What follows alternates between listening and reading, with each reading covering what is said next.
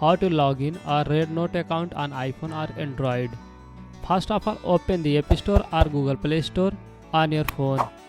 Tap on the search bar, search for REDnote and tap on Get or Download option.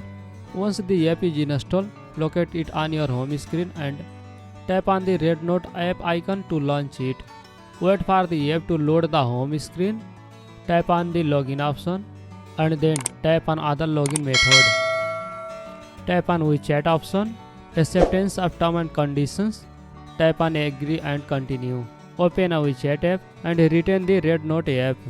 After a successful login, you will be redirected to your REDnote dashboard where you can manage your notes and account settings. And that's it. Login into your REDnote account on iPhone or Android is that simple. If you found this guide helpful, don't forget to hit that like button, subscribe to our channel and comment below with any questions. Thanks for watching and see you in the next video.